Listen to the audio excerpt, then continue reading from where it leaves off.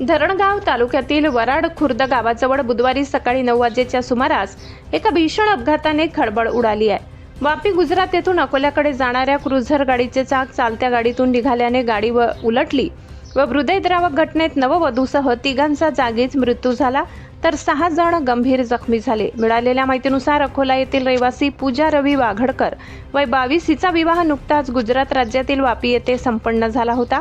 लग्नानंतर पहिल्यांदाच ती आपल्या नातेवाईकासह माहेरी अकोल्याला परतत होती।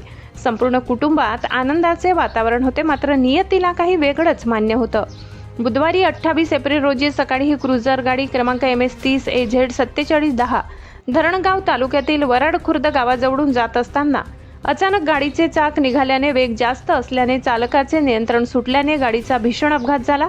या अपघातात नववधू पूजा रवी वागडकर, दत्तू तुळशीराम भागवत वय 42 आणि जगदीश चंद्रभान वागडकर वय 52 या तिघांचा दुर्दैवी मृत्यू झालाय। एका क्षणात लग्नाच्या आनंदाचे रूपांतर शोकात झाले असून वागडकर कुटुंबावर दुःखाचा डोंगर कोसळलाय।